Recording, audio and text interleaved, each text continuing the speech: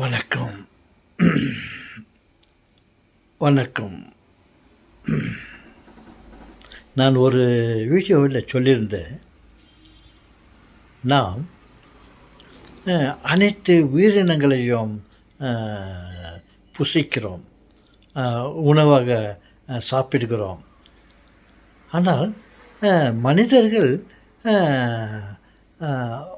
உடம்பை ஏன் நாம் சாப்பிடுவதில்லை என்று ஒரு வினா எழுப்பினேன்.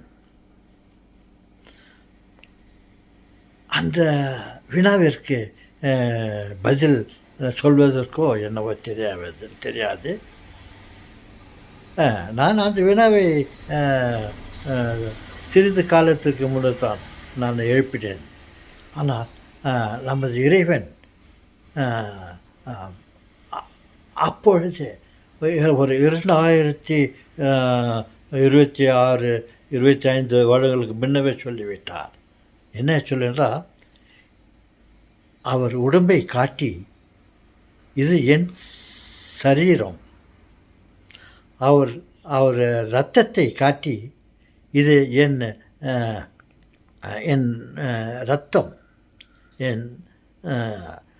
இந்த உணவையும் இந்த இரத்தத்தையும் உண்போரும் குடிப்போரும் நீண்ட நாட்களுக்கு வாழ்வார்கள் என்று சொன்னார்.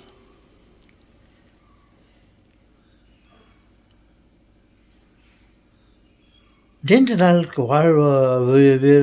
வாழ்வார்கள் என்று சொன்னது ஆத்மா, தனது ஆத்மா நம்ம உடல் வளர்ச்சிக்காக ஆடு மாடுகளின்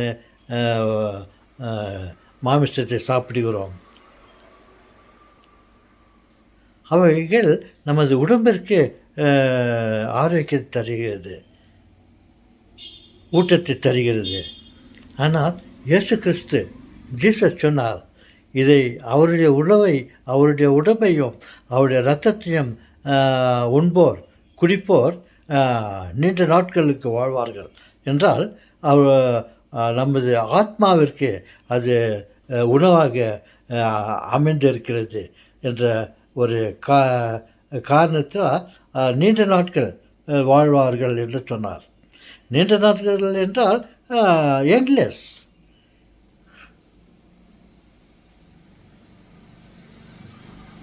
பார்த்தீங்களா?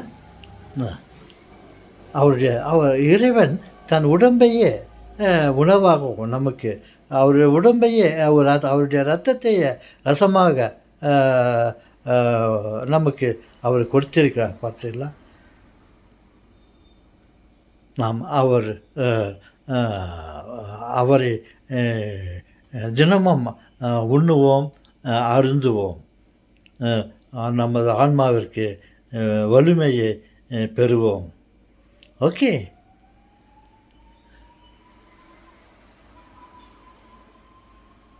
தினமும் நாம் தேவாலயத்திற்கு சென்றால் அங்கே இந்த அவருடைய உணவையும் அவருடைய மாமிசத்தையும் இரத்தத்தையும் அங்கு தருகிறார்கள்.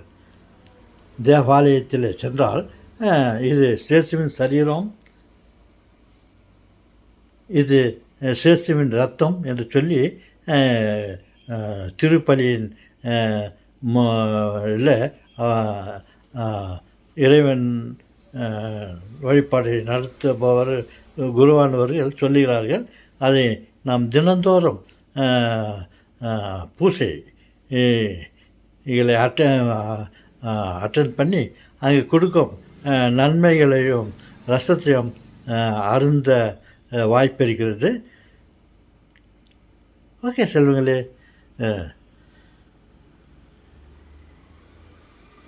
வணக்கம்.